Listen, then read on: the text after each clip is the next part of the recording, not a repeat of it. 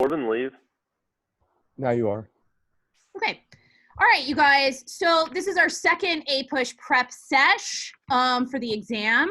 And today we're going to be going over time periods 4 and 5. And I sent you all a ton of documents over the past couple of days. I did not do that for my health. That was not fun for me to put together all of that stuff. Quite a bit of it was very time consuming. And I'm trying to change my approach this year because, as we know, this year is very different than every other year. Some of you brought some questions to me who took that took the WAP exam last year regarding a DBQ and point system and and everything that you have learned about the DBQ essay and how to score it before this year is out the window. And so I need you to be paying attention to what I am giving you specifically for this year and not from last year and not even for next year, because no one knows what next year is going to be like. This is just for this year. So can you go ahead and either look at the print document or look at the email that I sent you. Let's see. The one that I want you to pull up is the one I sent you on Thursday afternoon that says AP Exam Prep number 2. And I sent you a few things. I sent you the first 3 documents were those charts that give you a snapshot for each time period. So if you just want to do like a grand overview of what each time period is all about, those charts that are all in color, that is what you should be looking at. Let's please remember that for this year only, the AP exam is over time periods really 2 through 7, but the bulk of what you should be looking at is 3 through 7. And so that takes us up through the end of World War II, which ended in 1945.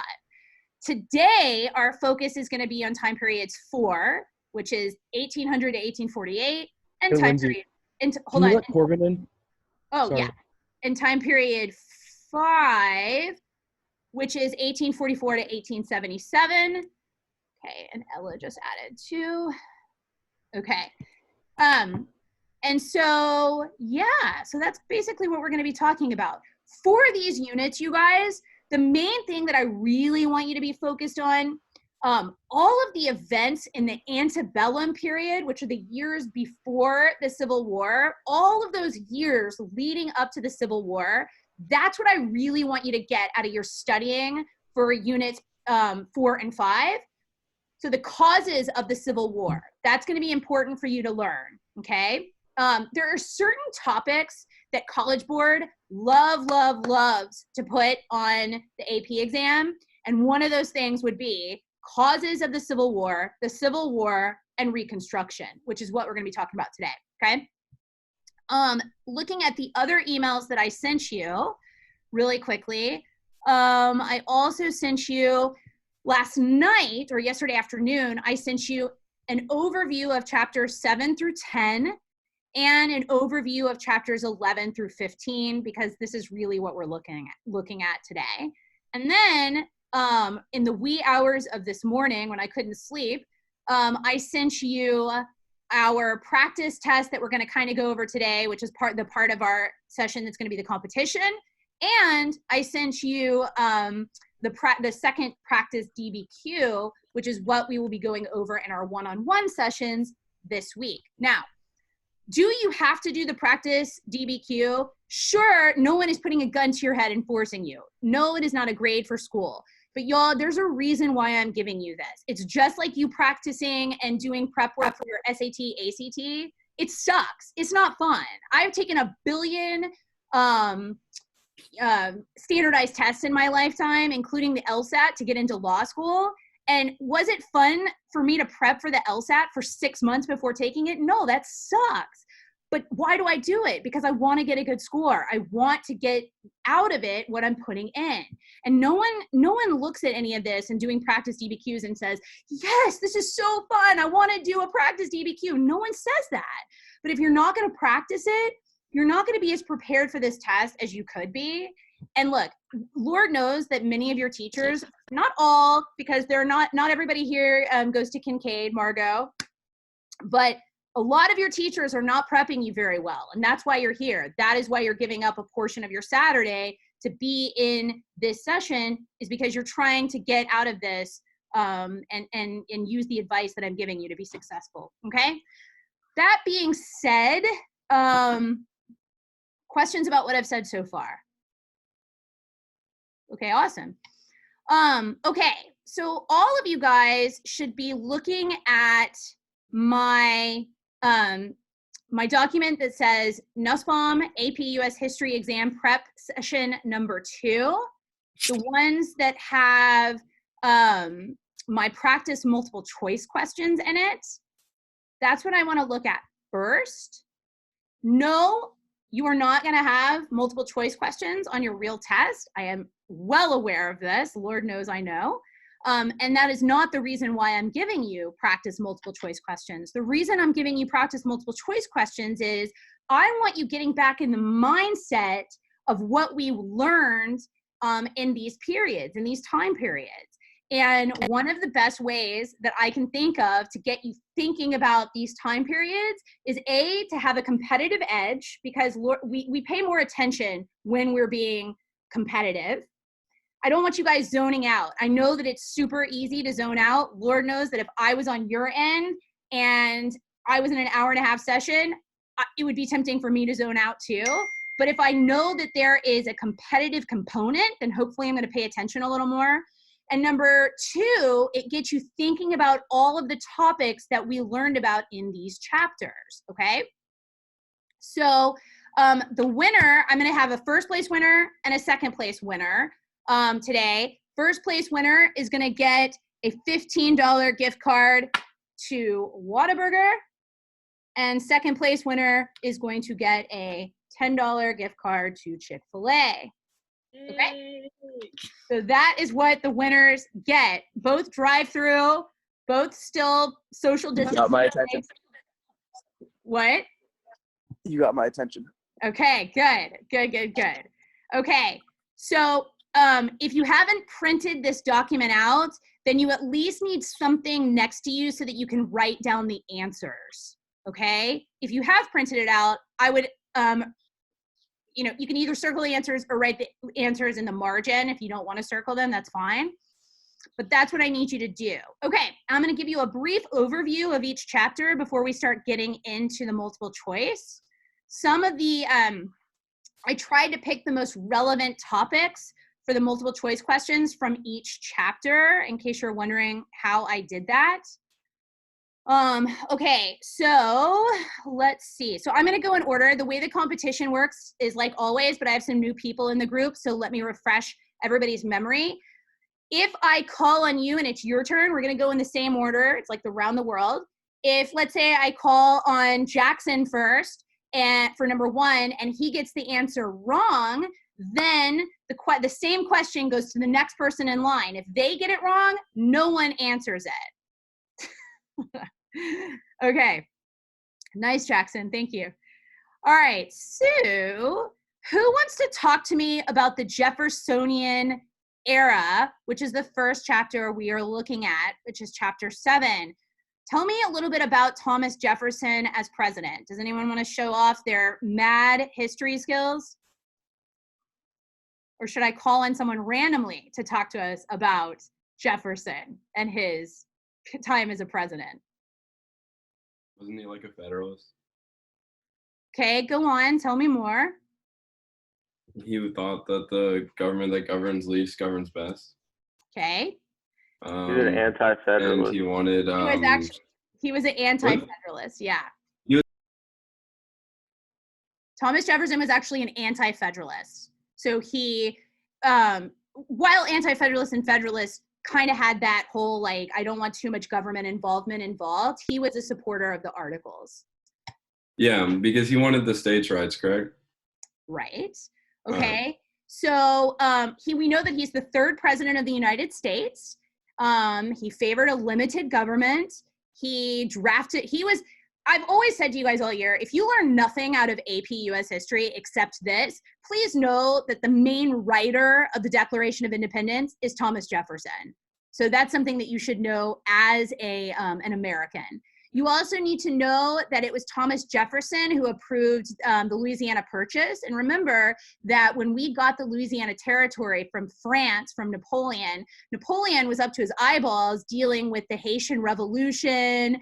And he was like, I don't have time to worry about North America. So he sold the Louisiana Territory, which is a third of our country. We got it for a whopping $15 million. And even in the early 1800s, that is still pretty cheap, okay?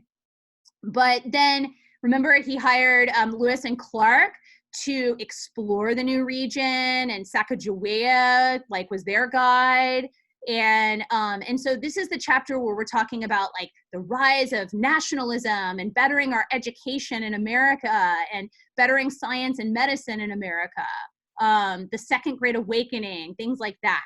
Does this all ring a bell to everybody? Okay, I'm going to take that as a yes. And we are going to start this competition. All right, here we go. If you don't know the answer, you can either take a guess or just say, I don't know. It's up to you. But no one call out the answer. All right, number 1 goes to Sam. Sam, number 1. And I hope everybody's looking at my practice test. Number 1, chapter 7. In regards to education, early 19th century Republicans favored...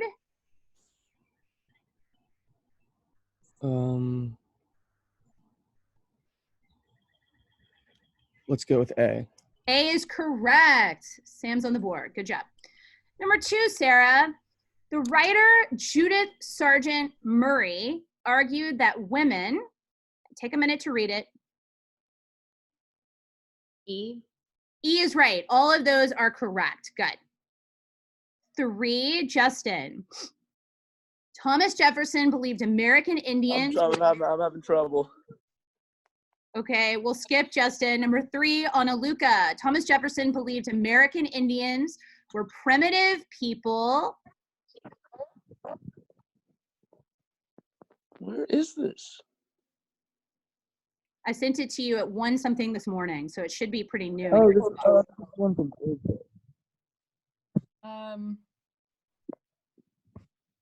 B. B is correct. Good. Yeah, they might become civilized through exposure to white culture. Number 4, John, the religious concept of deism.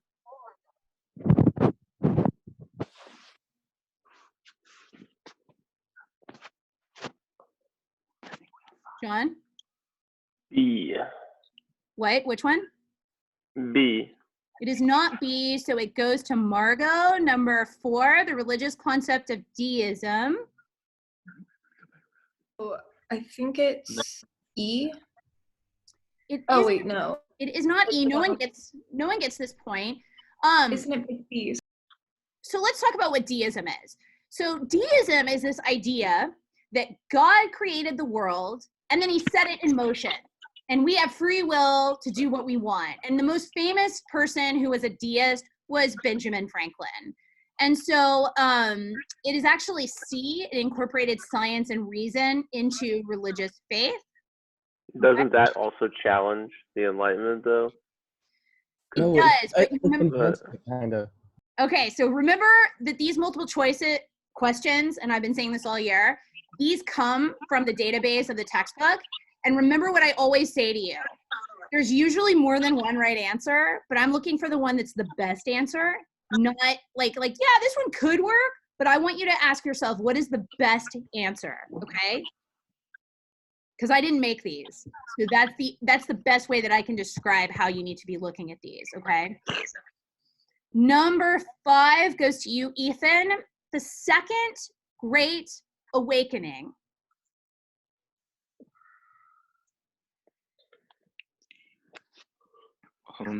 E began as an effort by church establishments. Yeah, it is. Revitalize their organization. Good, yeah, it's E. Yep. Good. Number 6, Larson. The invention of the cotton gin in the late 18th century.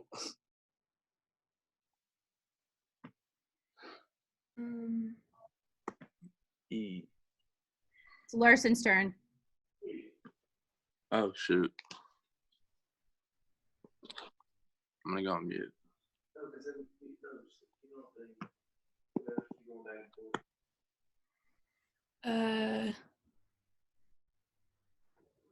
A. Oh wait, no. Not A, it goes to U. Walker. Number 6, the invention of the cotton gin in the late 18th century.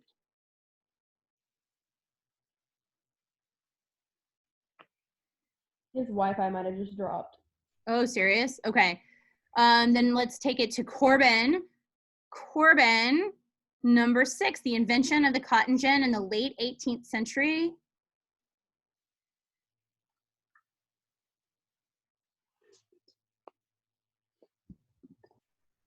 Let's go with,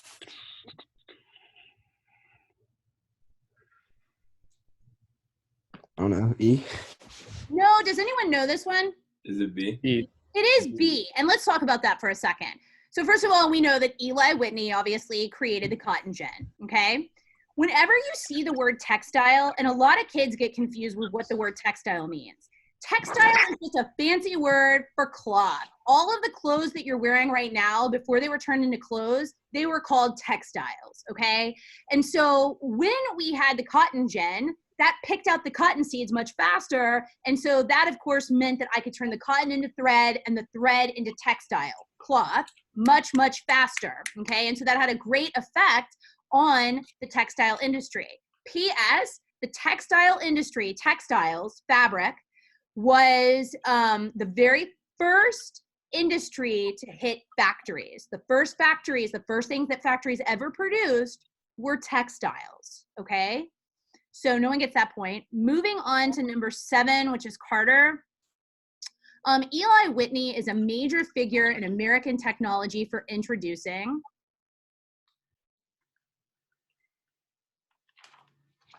Wasn't it A in interchangeable parts? Yes, good, Carter. And so while Eli Whitney, yes, he is most famous for inventing the cotton gin, the invention that had the biggest, most profound effect on society was his creation of interchangeable parts. And remember, interchangeable parts are like on my Fiji bottle. This cap is an interchangeable part. It can fit on any other Fiji bottle that Fiji makes of this size. And so that means that if I break just a part of something that has a lot of different parts, I don't have to replace the entire thing. I can just replace that part. Number 8 goes to Allie. The early 19th century in America is known as the Turnpike era because E. Yeah, many roads were built for profit by private companies. Awesome. Number 9, Katie. In 1800, population data of the United States revealed.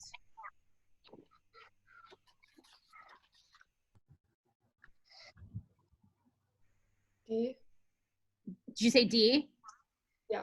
Yeah, it is D. Good job. Okay. Number 10, Tommy. In the early 19th century, many members of Congress.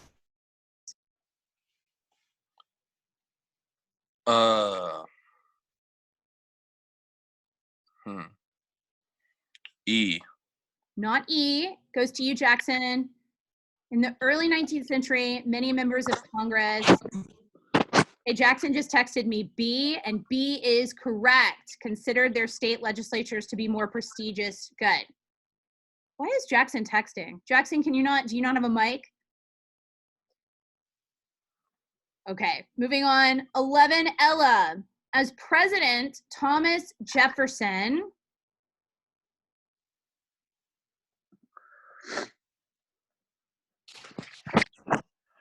A. A is right. Good, good, good. Okay, have I called on everybody? Did I put everybody's name down? I just want to make sure that first round covered everybody. Oh. No, Who didn't I'm in order. Who didn't I call on? Walker's No. Wi-Fi dropped when you were gonna call him, and it just dropped again. So Ugh, annoying. Okay, back to Sam. Sam, number 12. In his first term, President Thomas Jefferson.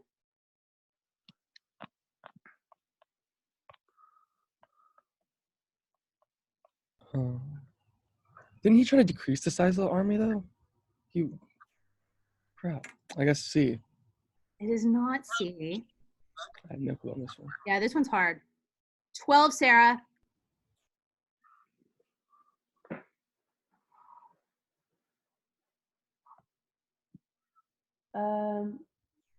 Wait, what did Dan say again? He said increase the army, I think.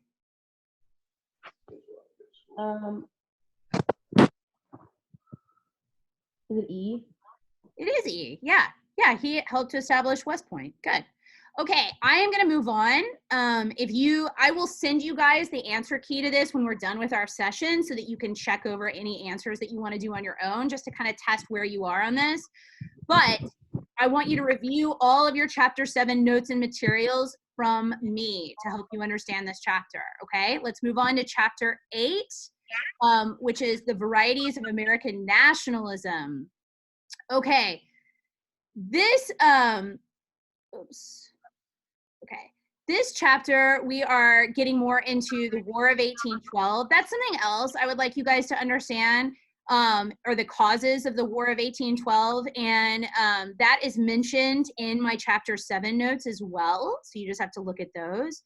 But chapter 8, when we're getting into this chapter, what we're really talking about here is stabilizing economic growth. This is the end of the War of 1812. This is where we have more manufacturing going on, and like Francis Cabot Lowell, who is developing this power loom and the first mill in America. This is post-war economic problems. This is the chapter that has the Panic of 1819. This is talking about why there's a need for westward expansion. Okay, does this all ring a bell to everybody? John Quincy Adams, Monroe Doctrine. We're starting to see the North and South being divided. And so when I said to you at the beginning of the session that I want you guys thinking about the causes of the Civil War that started in the antebellum period, there's some of that in this, okay? So Justin has number 1. Justin, the experience of the American banking system or American banking during the War of 1812 revealed the need for what? I'm gonna guess E.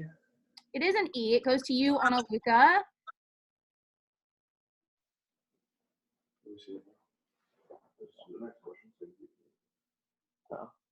There's that.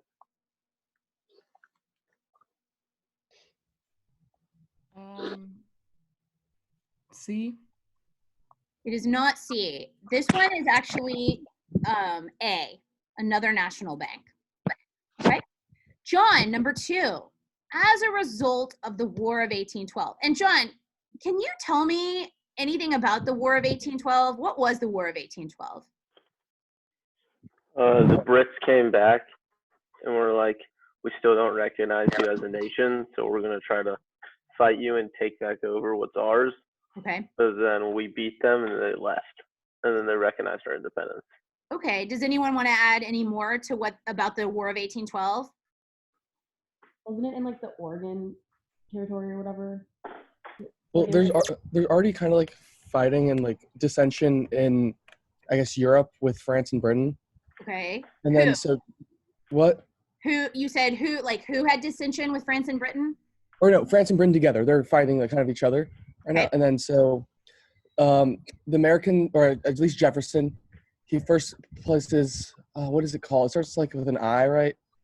The act, Impressment. or I guess, yes, impressment. So that kind of happens, and doesn't that, I guess, piss off Britain? And then And they kind of, what is impressment? Can you tell us?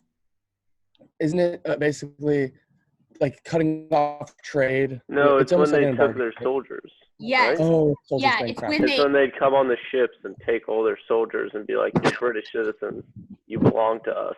Right. Right. John is right. Yeah, it's like the kidnapping of American soldiers. The British had a really the way that I look at the British crown after the American Revolution, I look at it as like a bad breakup where it's like King George III didn't want to accept that we were breaking up with him. And so that's what led to the War of 1812. A lot of people call the War of 1812 the Second American Revolution because it was the British soldiers and the French too, to a degree, that were kidnapping our ships, our soldiers, and taking them hostage and making them be their soldiers. And that is that's one of the reasons that led to the War of 1812. So John is going to answer for us as a result of the War of 1812. D. E is in Edward? No, D is in dog. No, it is not D. So it goes to I Margot. meant E as in Edward. Goes to Margot. Oh, I think it's, let's see. Oh, E, the growth of American manufacturing was stimulated. Yeah. Any idea why that would be a result of the War of 1812, Margot? Well, I know it, like Henry Clay, after seeing the war, realized the need for internal improvement. So he started his like his American plan, which is like internal improvements, banking, and protective tariffs. So he like kind of stimulated a large scale economic change. Yeah, and you guys, I've been telling you for a while, any sort of war, honestly, for a lot of reasons, is good for the economy. I mean, think about what got us out of the Great Depression, World War II. And so if you got a World DB, War I got us into it. what's that? I'm sorry, I was trying to say World War I kind of helped lead into it, but it was also because political factors, though. Right, and then the overproduction of like crops and blah blah blah blah blah. But many times it can be devastating for a country, but it's also often good for a country's economy because we have more people that need to be employed to make manufactured goods, and like there are just different ways that it stimulates the economy. Moving on to number 3, that's Ethan. After the War of 1812, it was clear that the United States needed and improved what?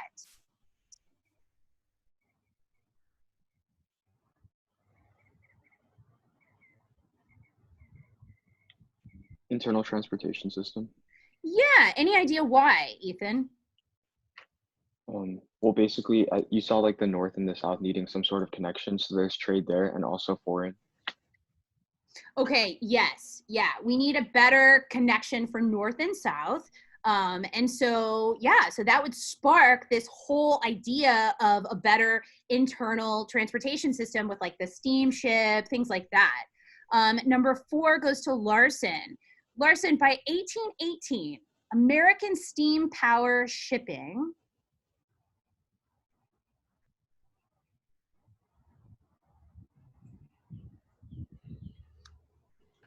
E. Good, E is correct. All of these are right. Number 5, is Walker back? No. I don't see him. Okay, so number 5 goes to Corbin.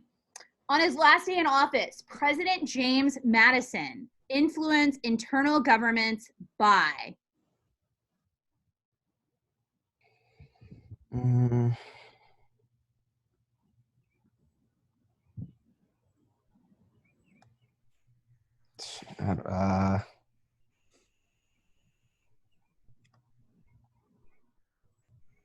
don't know.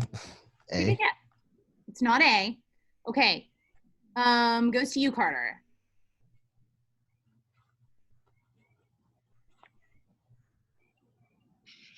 C. Nope, this one's actually D. This is D, both supporting the idea of using federal funds to finance transportation and vetoing a bill that would have used federal funds to construct roads and canals. All right, I am moving on. I'm not going to go through the rest of these. I'm moving on to chapter 9, okay?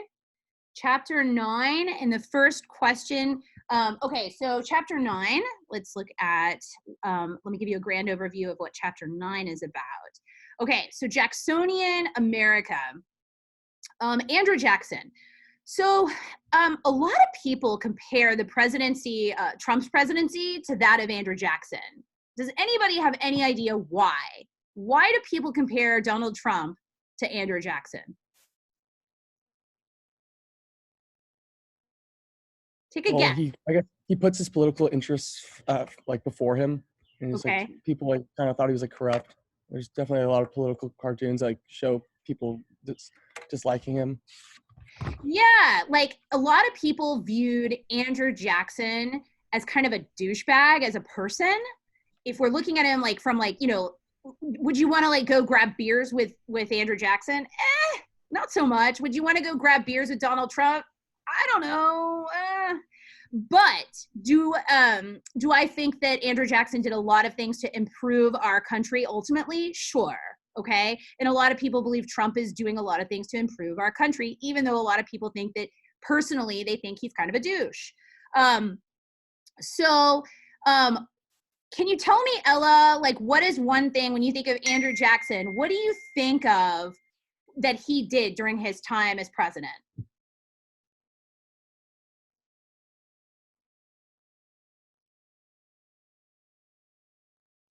Ella, Yes. what do you think of when you think of Andrew Jackson? I know, I'm thinking. This is why we're reviewing this. Was there like a rebellion, the whiskey rebellion? Am I? That's more of a Hamilton thing. That's a little Okay. earlier. Trail of Tears. I'm gonna pass. Corbin, what do you think of when you think of Andrew Jackson as a president? What did he do? Like Trail of Tears. He kicked the natives off their land and stuff like that. Yes, and tell me, Corbin, why is Andrew Jackson responsible for the Trail of Tears? Why did he force Indians off of their land in Georgia and make them move ultimately to Oklahoma or past a certain area in America? Why did he do that? I think because the land they were on, he valued and he thought it had good like it was fertile and there was like good crops and stuff. So he moved them to land that wasn't as good and he didn't care about as much. Yeah, and they were mining precious metals and things like that were on the land in Georgia. Good. He's also known, and he wasn't president during this, but he is the one who was responsible for what battle did he lead us through? Battle of New Orleans. Thank you. Battle of New Orleans. And I'm sure a lot of you have been to New Orleans. And so you know there is a huge park in the middle of the French Quarter called Jackson Square that has Andrew Jackson's statue big in there because he is the pivotal person who won the Battle of New Orleans for us against British India, helping to ultimately end the War of 1812, okay? But under Andrew Jackson, we get into a lot of different things like his nullification.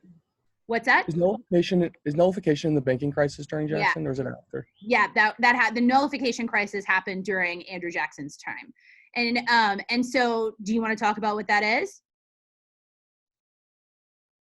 I'm gonna pass. You're gonna pass, okay? Yeah. So the nullification crisis has to do with how Calhoun developed states' rights interpretations and arguing that a state could declare a congressional law to be unconstitutional and therefore void within a state's boundaries. And so Jackson kind of vowed to enforce government's authority to establish tariffs. And so, yeah. So anyway, so this is what's going on here. This chapter also talks about like the spoils system. We get into the two different parties. So I would definitely pay attention. This is another hot spot topic that College Board loves to give you guys, is you need to know what different political parties believed in. And so in this chapter, we're talking about the Democrats and the Whigs. So I would definitely understand some of the major beliefs of the Democrats and some of the major beliefs of the Whigs. For instance, the Democrats opposed anything that benefited the privileged class. They were considered honest workers, simple farmers, and this is during the time of Jackson's presidency. There would be a lot of switching around, but the Democrats at this time, that's what they believed, whereas the Whigs favored the expansion of federal power. They wanted industrial and commercial development. They feared the rapid territorial growth in the West. Things like that, okay? This chapter also talks about the 5 civilized tribes. So we start getting into this a little bit. Yeah, that's basically it. I am not gonna go over the multiple choice for chapter 9 because I don't feel like there are not any like major topics in this chapter other than what I just went over that I really feel like you need to know, okay? But let's talk about chapter 10. Is everybody with me so far? Yes. Okay. Let me ask you this. Does anybody have a suggestion of how you want me to keep going with this session? Is what I'm doing good? Do you want me to do something else? Do you want me to ask you guys more questions with like big ideas? Like, what are you thinking? Like, if you think that what I'm doing is good, or if you want me to switch it, Now is your time to verbalize that because I want to do what's best for you guys. Is this working? Can I get some feedback? I like the multiple choice in terms of like the competition aspect or whatever, but Okay. Yeah. I think asking like big questions, like idea questions to specific people that aren't multiple choice are like helpful too. Okay, so I'll keep doing it. All right, cool. Thanks, Ella. Okay, chapter 10, I'm going to give you an overview and then we'll get back to the competition aspect to keep you guys engaged. All right, chapter 10, which is America's Economic Revolution. So this chapter here, what we're talking about is we're talking about like different population trends and how you're seeing different trends in the American population. This is 1820 to 1840 roughly, and how our population was nearing close to 17 million by 1840, and talking about how like the African American population was increasing and how we were getting immigration and urban growth. And then with all of the immigrants coming into America, this is where you have the rise of nativism. And if you recall, nativism is it's a prejudice that you're prejudiced against immigrants coming into America. You think that America should be with people that are already here and immigrants should stop coming into this country. And they are the ones that formed that political party called the Know Nothing Party, because they would, because it was basically based on racist principles. And so if someone said, are you part of this political party? They'd be like, I know nothing. And that's why it's called that. We're getting into the canal age, the Erie Canal, early railroads, the telegraph, businesses expanding, okay, factory girls. That's what this chapter is about. All right, so let's get back to the competition. We left off with Allie. Allie, number 1 says, the Erie Canal did all of the following except.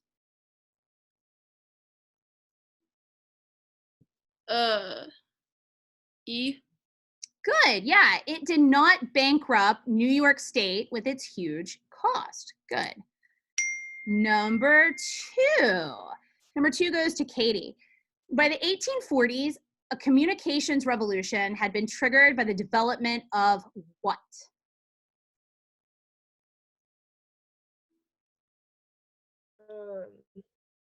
The railroad. It's a good guess, but not the railroad.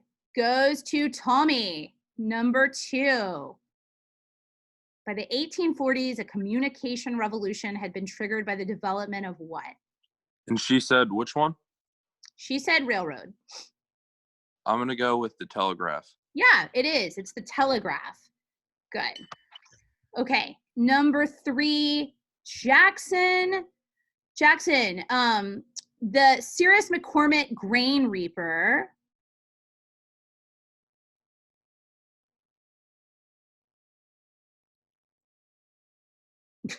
He just texted me, hold on.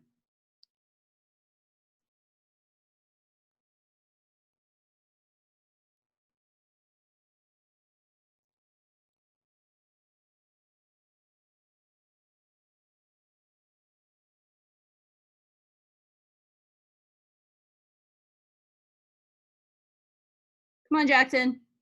Give me an answer.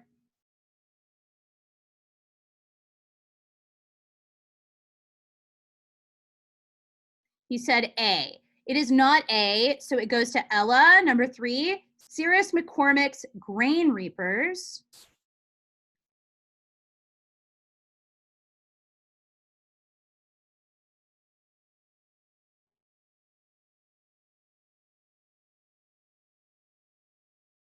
Let's see. Ella, there's something bouncing across your face. Yeah, I need to fix my snap camera. Okay. I really don't know this one, so I'm gonna go with B. No, this one is actually D. They were manufactured in his factory in Chicago. Jackson thinks that that's a bad question. I'm sure Ella would agree. Okay. All right. Now we are back to Sam. Number 4, Sam. Samuel Slater's contribution to the economy was that he did what? Samuel Slater. Samuel Slater.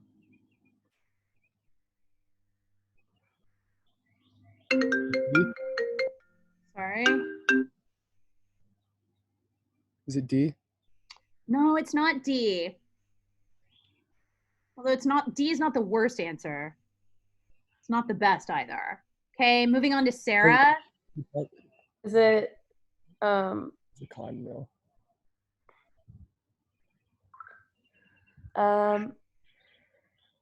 I think it's C. It is. Yeah, good.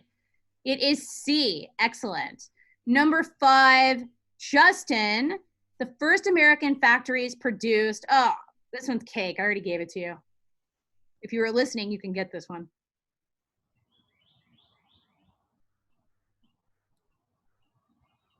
What did I say our first American factories produced? I'm gonna go cotton. Yes, cotton textiles. Oh wait, no, textile.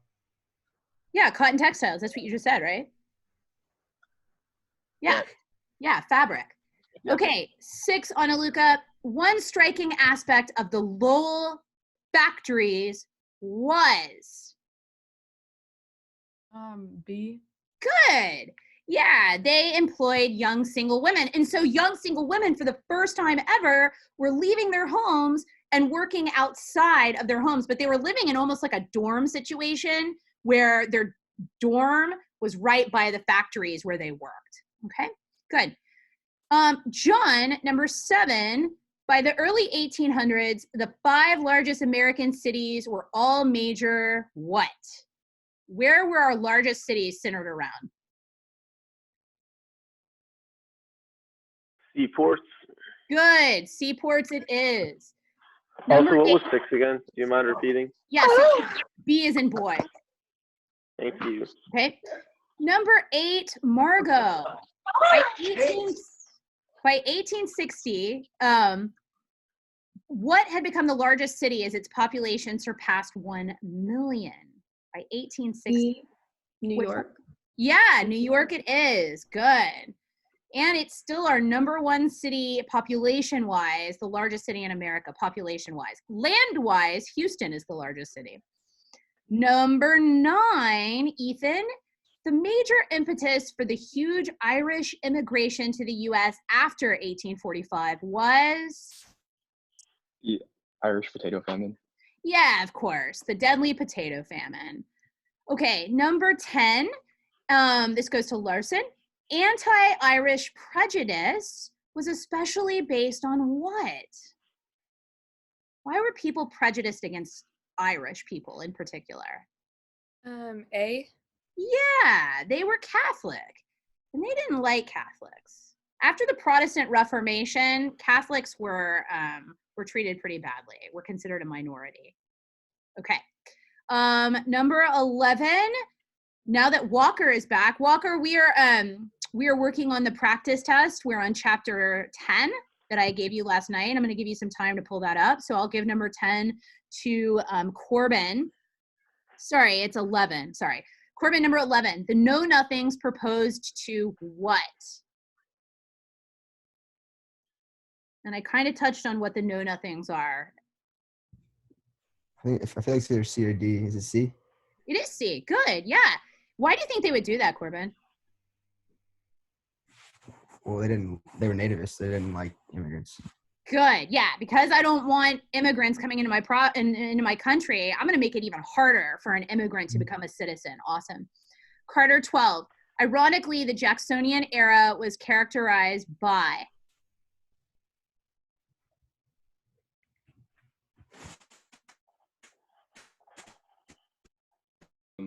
Is it A? It is not A. Allie 12. The Jacksonian era was characterized by? D. D. Growing economic and social inequality. Good. Okay. 13. Katie. The chief advocate for the program for economic development called the American System was who?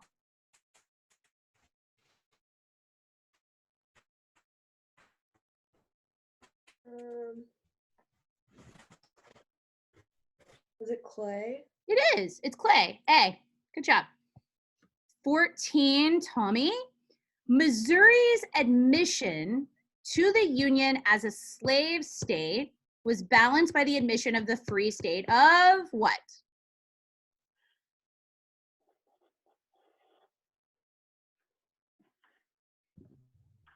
Was this Tommy's question? This is Tommy's question. Yeah, Tommy, how do you, baby? What number are we on? Number 14. What number was it? Tommy. Number 14, chapter 10. Missouri's admission to the Union as a slave state was balanced by admission of what other state? In the Missouri Compromise. What was that? Maine. Maine, Fabby. Okay, Good Jackson. boy. Jackson, Missouri Compromise, number 15. Missouri Compromise stipulated that the rest of the Louisiana Purchase, north of 3630, what? B is right. Slavery would be excluded. Good job, Jackson. Okay, so we're done with this document, but that does not mean that we are done with the competition aspect. I'm now going to be asking you guys broad questions based on chapters 11 through 15, which is really centered around, again, it's the antebellum years, it's the slave culture, then we're going to get into the Civil War, and then we're going to get into Reconstruction. And that's how we're spending the rest of our time because, like I said, these are really hot topics for College Board. And so this next round of questions, starting with Ella, well, no, Ella's question has to be worth 1 point to make it fair. But then Sam, who is the start of the new one, his question will be worth 2 points. And then going forward, they will be worth 2 points. So let me get my documents. Okay, Ella. Okay. Yes. All right, let's see. All right. Can you what tell? document are we looking at? This is just now, I'm not going to tell you what we're looking at because you should, this is just I want to see what you know, and I don't want you guys cheating. And so I'm just going to be asking you general questions. I'm going to try not to make it like to the point where it's like so specific. I want you guys to be able to explain things to me. But Ella is the last 1 point question. So I'm going to try to make it worth a 1 point versus my 2 point questions. So Ella, can you tell me which, what is the crop that the Southern economy centered around in the mid 1800s? Tobacco. Not tobacco. Are you kidding? I am not. It is known as the king, and that would be cotton. Yeah, that's cotton. Tobacco. That's okay. I would rather you guys miss it now and get it right on the DBQ when you go to write. Okay. The whole purpose of this, you guys, is to start refreshing your memory on all of these old time periods. That is the point. Okay. So if you're a little fuzzy right now, that's fine. But I want you to spend this coming week. This is your time to be reviewing these units. Okay. You should be reviewing unit period 4 and 5 in the coming week. Okay, back to you, Sam. This is worth 2 points. Let's see. Okay. Okay. Sam, in the 1850s, we know that cotton was the main crop of the South. Can you tell me roughly, of all of that cotton produced in the South, how much of it was going for U.S. export trade? Like, give me like around a percentage. And if you get close, you don't have to give me the exact percentage, like just roughly some idea of how much of all the cotton we produced in America, how much was going to other countries? 70%. 70%. Yeah, I'm going to give it to you. It's two-thirds. So 2/3, that's like 66%. So I'll give that to you. Yeah, That's good. close. Good job. Okay, moving on to Sarah. Sarah, can you tell me, Sarah, what the second middle passage was? What was the second middle passage for 2 points? So like the first middle passage is like bringing like all the slaves to like America, and the second middle passage is like oh my god. No, you're right. Yeah, that's what I was looking for. That's Okay. fine. Okay, moving on to Justin. Justin,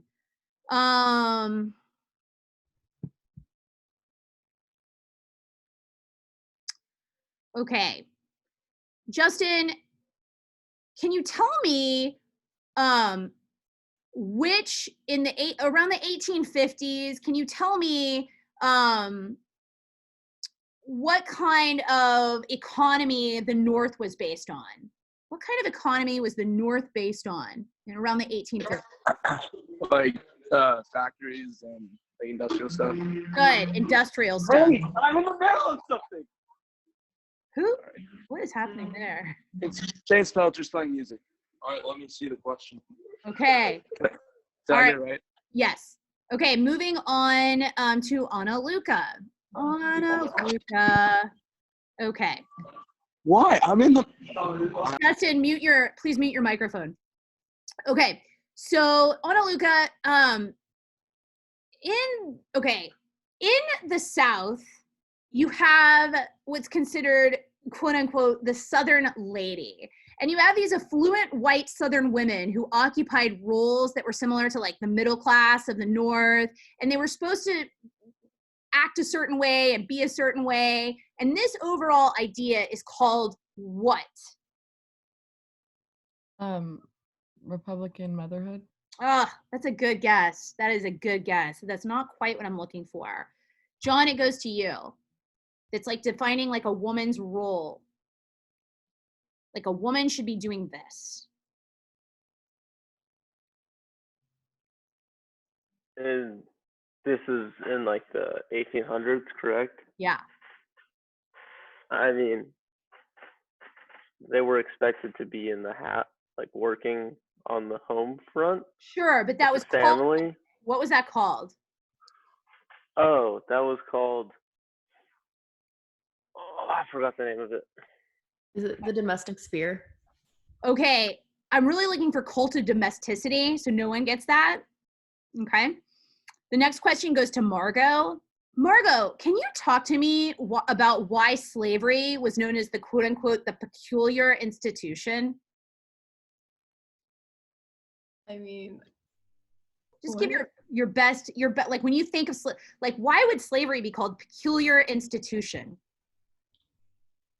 I mean, I don't know the thing at the time, but like because they banned the slave trade like into the US, like when it was like just slavery like inside, so people might have thought it was weird. I truly don't know. I'll pass. Okay, that's okay. That's okay. It goes to you, Ethan. Why do you think slavery would be called the peculiar institution?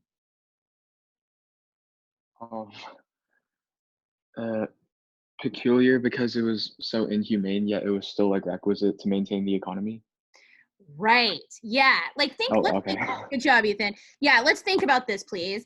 If you think about owning another human being, like, come on, that's weird, you guys. I feel like you guys were overthinking this. Like, it's weird to own a human, yet we kept doing it because the Southern economy was completely centered around the idea of slave labor. Okay. Okay. Moving on to Larson. Let's see. Okay. Larson, can you talk to me? Okay, so during the slavery time, we definitely had, flat out revolts of slaves. But there was something else that slaves did to show resistance that we called silent sabotage. What is silent sabotage?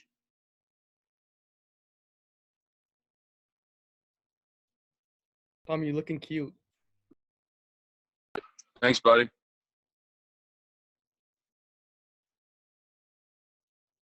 What do you think of when you think of silent sabotage, Larson, which is what the slaves did as a form of resistance? What was that?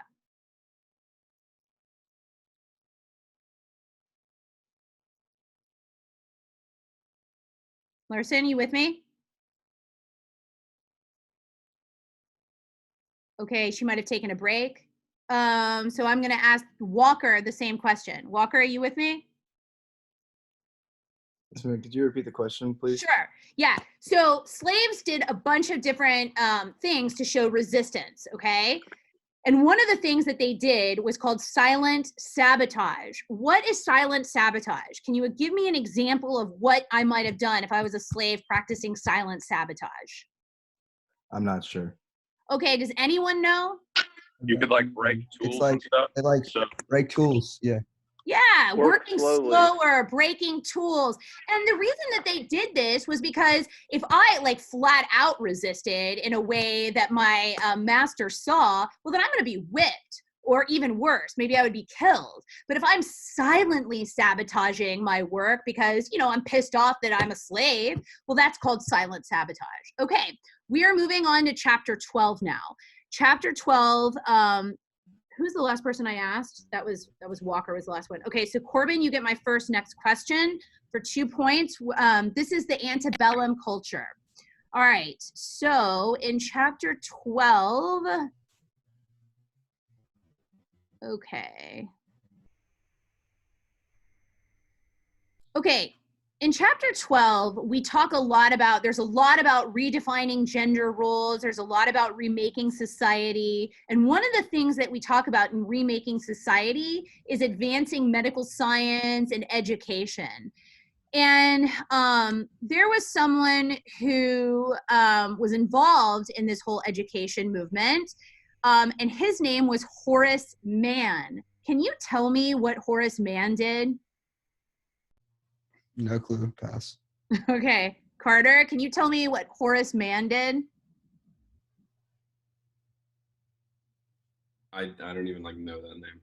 Does anybody know the name Horace Mann? For points, I will give you points. Yeah. The school's in New York City, the Horace Mann School. So he like founded Principles for Education is my guess. Okay, yeah, yeah. I'm gonna give you 1 point for that, Ella. Yeah, he reorganized the school system, lengthened the school year, increased teacher salaries, broadened the curriculum. So you can thank Horace Mann for your education system. So yeah, okay. The next person is Allie is up. Okay, so okay, what are you guys talking about on there? Ella, that little snake, she heard me and tried to talk over me. No, I know what the Horace Mann Oh, you know. Sam said it. Sam said it. No one heard it. Like no one acknowledged it. And then Ella goes, "He's an education reformer." Oh man, I didn't hear that. Clown. No, I didn't hear y'all. I can play back the video when we're done and see. Yeah, we'll see. We need the replay. All right, here we go. All right, Allie is up. My question for Allie is this. And there are many, many causes of the Civil War, okay?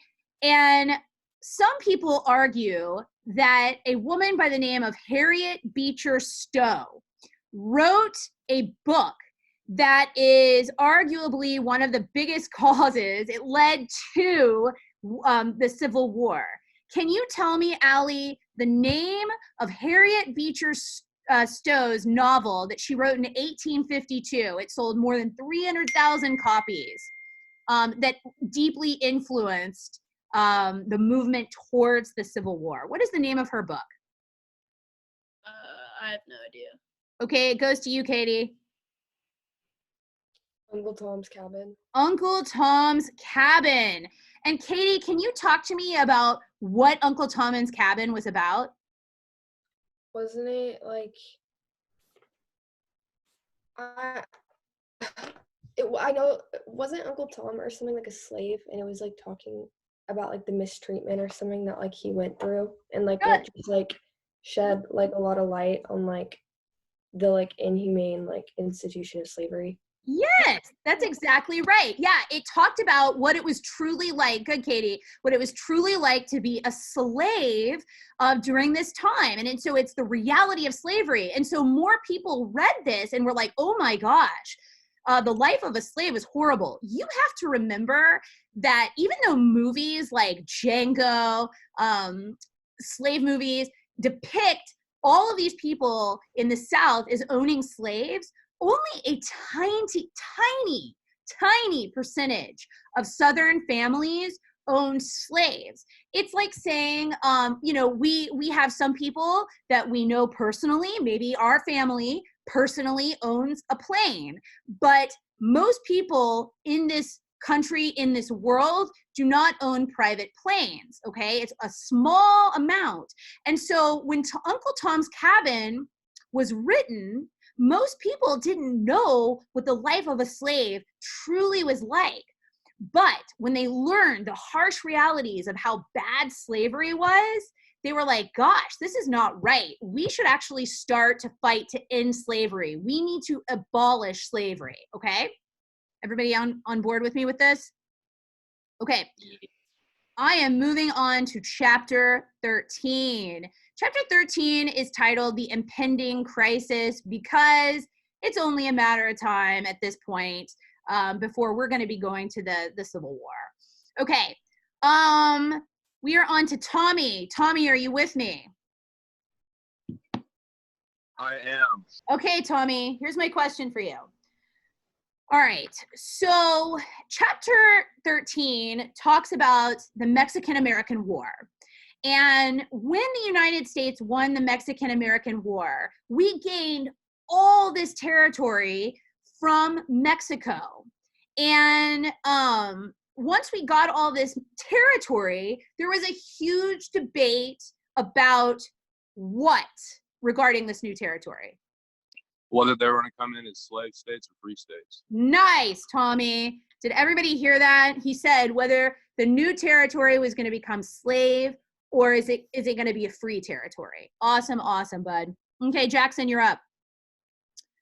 Jackson.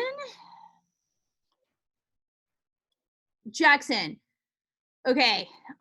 In chapter 13, we also talk about this slogan that that people said 54-40 or fight. 54-40 or fight.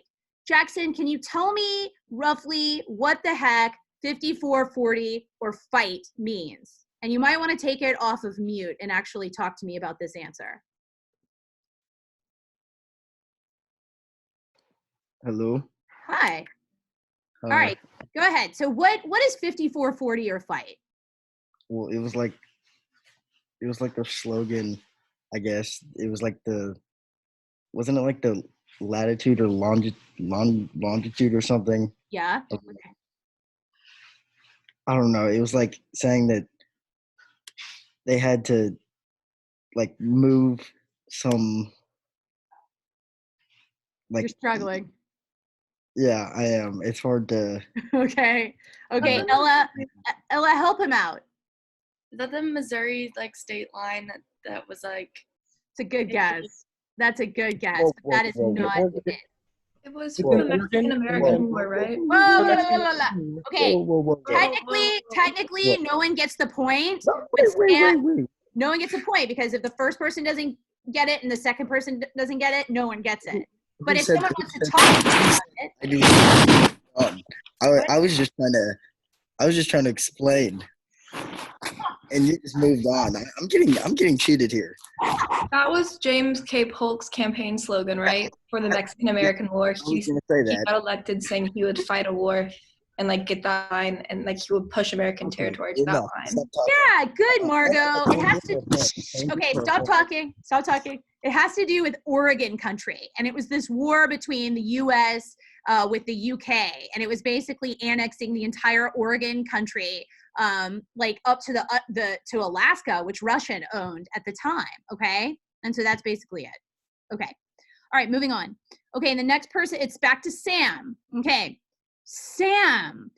Once we got all of this new territory from the Mexican-American War, and this idea of do we make this new territory free or do we make it slave?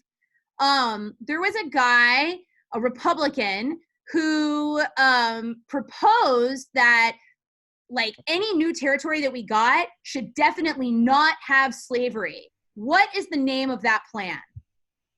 Popular sovereignty?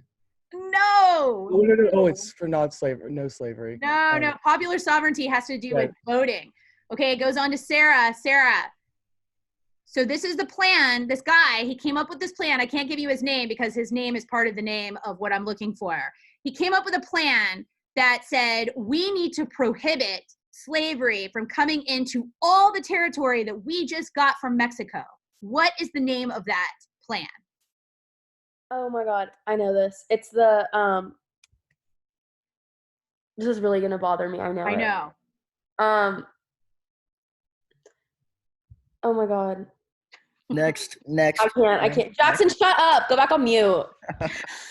God, you're annoying. Oh my, you guys are like siblings.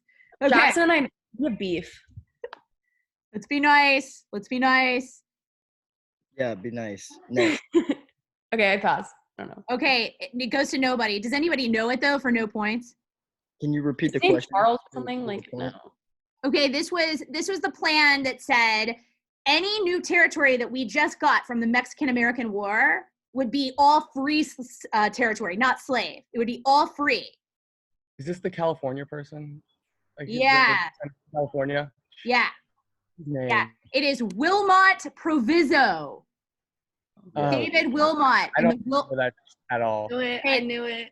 It's Kind of. chapter 13. Chapter 13. Okay, the next question goes to Justin. Justin. Hey, Justin. Can you talk to me about what the Kansas-Nebraska controversy was all about? What was the Kansas-Nebraska controversy about? Does that have something to do like the Bleeding Kansas and It would eventually lead to Bleeding Kansas, but I want to know what the controversy was about. it was about like adding extra slave or non-slave states that created a whole issue between the South and the North. Okay, I'm going to give you 1 point, but it's Okay. not enough to get 2. Anna Luca, can you add to that and tell me what the Kansas, Nebraska, like what did it lead to?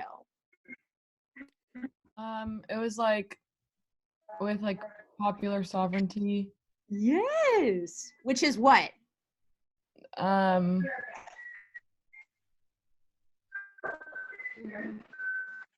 I forgot. I just know that it was about that. Okay, you guys, this is the thing that says, you know what? We need to let Kansas and we need to let Nebraska decide if they're going to be a free state or a slave state. Popular sovereignty means I let the people of my state vote for what they want. Okay, does that make sense? Okay. It's Bleeding Kansas. And John, that leads me to you. You're the next person. And I'm actually going to I want you to explain to me. That's my next question. What is Bleeding Kansas for 2 points? It's when everyone was like, or a bunch of people were migrating to Kansas just to vote for whether it'd be a free or slave state. And this caused a lot of tension and like violence within the state. And it was basically like, some people consider it to be the most like the driving force into the Civil War, just because it was so violent and aggressive between the free and slave states in that area. And it's bleeding because they were literally bleeding and dying. Yeah, killing like, each other good, in John. order to get the vote. That's exactly right. So people from Missouri were sneaking into Kansas and posting fraudulent votes, trying to make Kansas a slave state, and this complete like bloody massacre broke out. Good, John. Okay, we are moving on to Dred Scott, Margot. Margot, who is Dred Scott? Dred Scott was a slave who tried to sue for his freedom by claiming he was in a territory that that slavery was not allowed in, but he was denied in the court case, and it was a landmark case because it kind of like set the precedent going forward that slaves didn't get rights in the court. Good. Woo! That was awesome. Yeah, so Dred Scott went from living in a slave territory to a free territory, and his master died while he's in the free territory, and he sued for his freedom, and the Supreme Court, under a guy named Roger Taney, actually said, bro, you're a slave. You don't have any rights. And the reason why this case was so controversial is this. It made the idea of free territory and slave territory completely obsolete, because he was living in a free territory. So if I'm in a free territory, how can I have a slave living in a free territory? And this would be one of the causes of the Civil War, because people who believed in free territories versus slave were like, wait, well, why does it even matter then that we even have free and slave? Because of the Dred Scott case, okay? All of the things I'm telling you are important for you to know. You definitely need to know the causes of the Civil War. You definitely do. Okay. Okay. Then I want to get into really quickly. This is the last thing I want to talk about for chapter 13. All right. And it is up to Ethan now. Ethan, can you talk to me about what the Lincoln-Douglas debates were really all about? So the Lincoln-Douglas debates were basically like showcases, I guess, that sort of propelled Lincoln to victory, and they were largely debates regarding slavery. And in these debates, I know Lincoln changed his stance later, but during these debates, Lincoln's stance was, let's stop the promotion of slavery in new states, but where they are already, let's keep it. Good. Yeah. And so Douglas is who went up against Lincoln in the presidency. And Douglas fought really dirty. Like he was calling Lincoln an N lover and all of this other stuff to try to like rile everybody up. I'm sorry, I forgot. There's one more thing in chapter 13 that's important for us to note. And that is, Larson, are you back? Okay, I don't see Larson. So it's going to go to Walker. Are you there? Nope. Okay, Corbin. Corbin, can you tell me about John Brown and Harper's Ferry? Is he the one that killed all those people? You tell me. It's your question. I mean, yeah, I think he went to people's houses. He didn't want slavery, and he like chopped their heads off and like killed them. I'm not exactly sure about Harper's Ferry, but I know that he was. Okay, I'm going to give you 1 point for that. Carter, do you want to elaborate on that?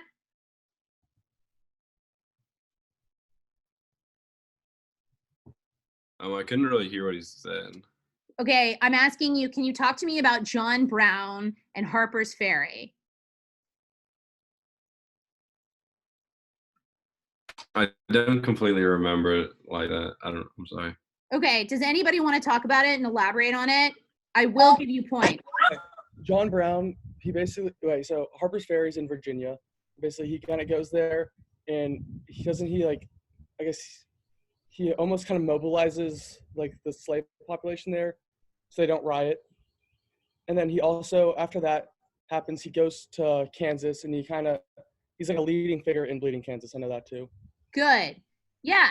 So yeah, you got the points. Okay, Sam, you got the points. So that basically what Sam is saying is John Brown was this anti-slavery guy, and he led these followers to this fort in Harper's Ferry, Virginia, and he was hoping to lead this slave rebellion. But the uprising never really occurred. Brown surrendered, and he was tried for treason and hanged. But John Brown and Harper's Ferry further divided the North and the South, and guess what, guys? This is one of the causes of the Civil War, okay? All right, we're moving on to chapter 14. Chapter 14, you guys, is the Civil War. Okay, and I wouldn't be so concerned with Civil War. Like, I wouldn't be like, oh my gosh, I have to know all the battles. Nah, I would not be worrying about that. I would know, not for the purposes of a DBQ. I would make sure that I know the big picture ideas. We're getting kind of low on time right now. So let's see, I left off with Carter was the last one. So Allie, you're up.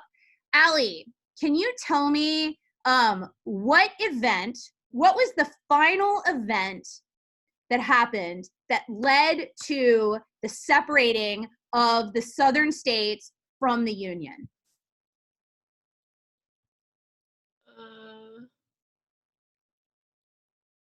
The last thing we just kind of discussed was we were talking about the Lincoln-Douglas debates, and then we talked about Harper's Ferry.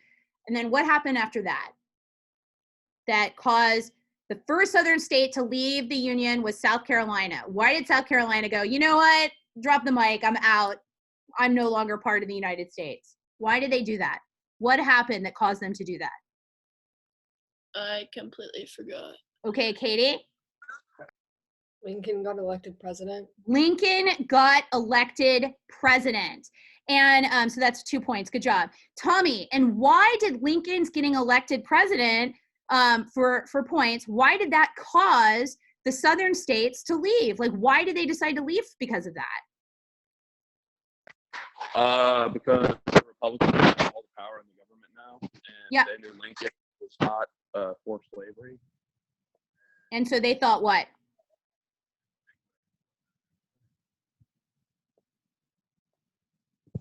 Hello? You're on the right track. Yeah.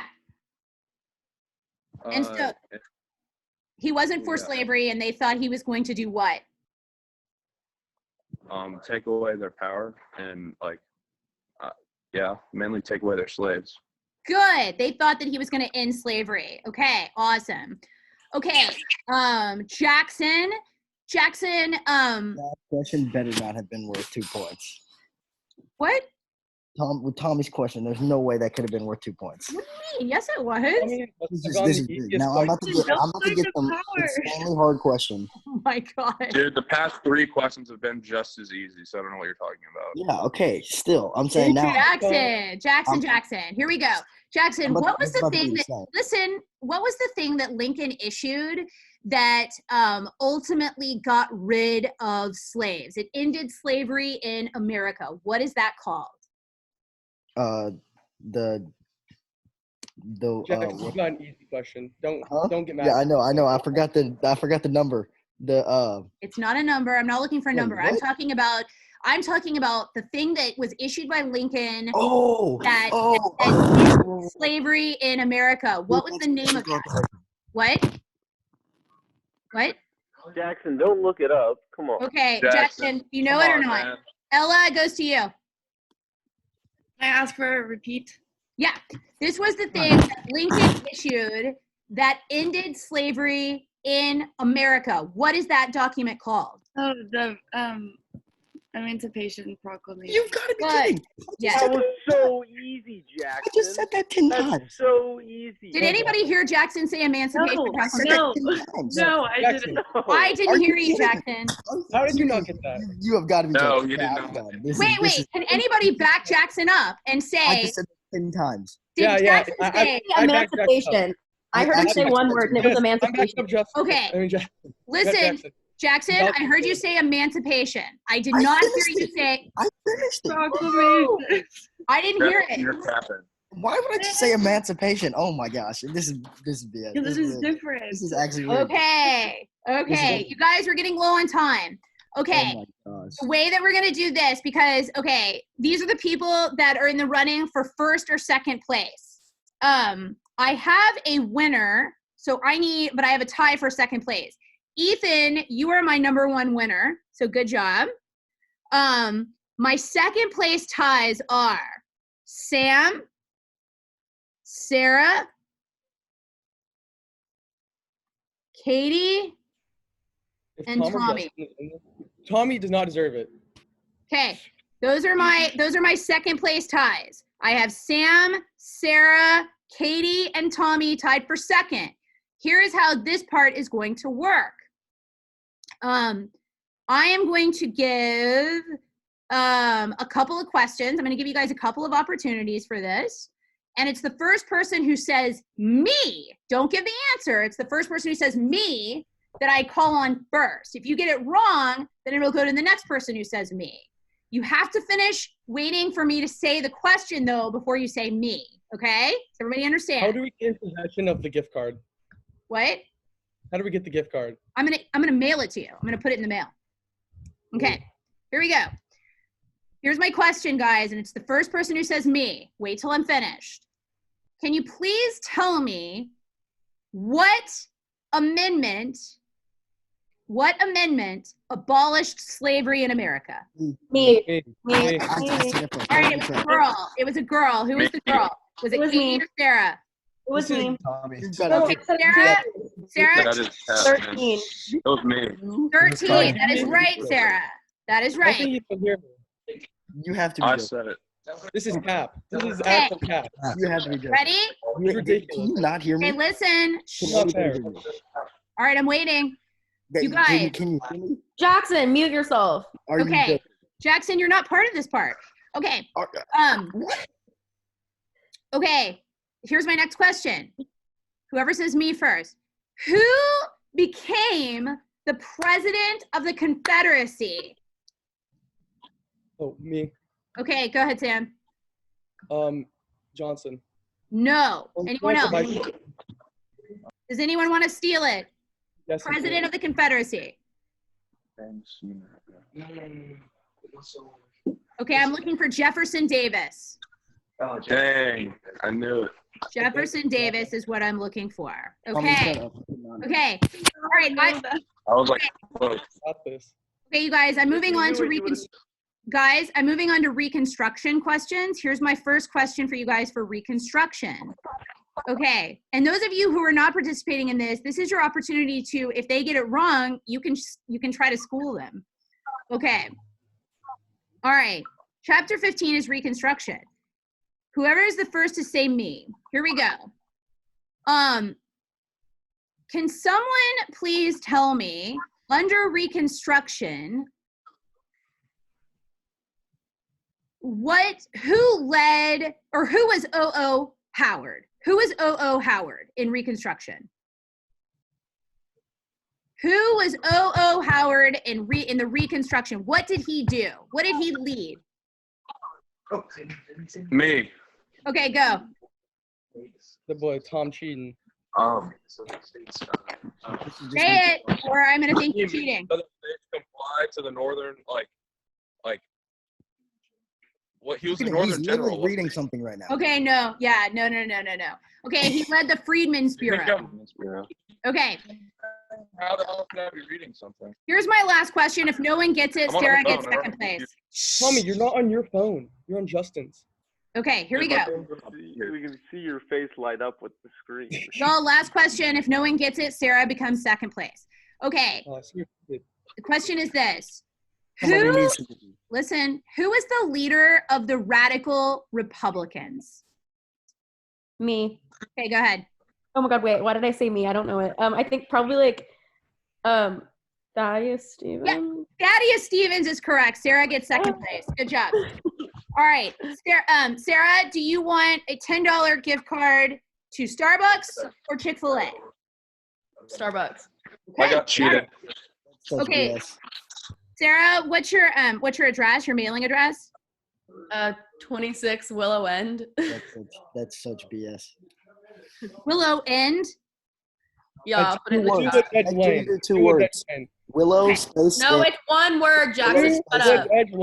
Okay, I need everybody to listen to me. Jackson, why do you always get so fired up during our competitions? Like, you're the nicest kid, to me at least. He's just mad. He's just mad because he's not as good as I am. Mad 'cause Jackson, bad. okay, everybody, I need you to listen now, okay? Everybody did very... Okay. The reason why we went so much over the causes of the Civil War is you're going to see that you kind of need to know this for the practice DBQ that I have given you to do this week.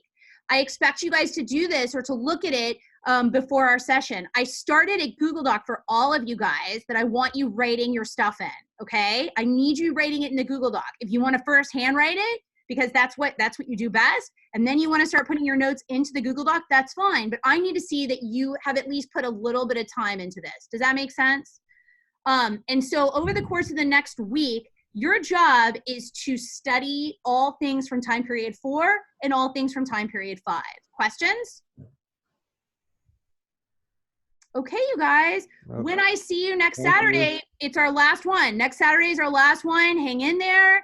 And we will do another competition to keep it interesting. So, but this week, periods 4 and 5, and I will see you in our sessions this week. Y'all have a good week, okay? Thank you. Bye, guys. Thank you, Lindsay. Bye. Got it.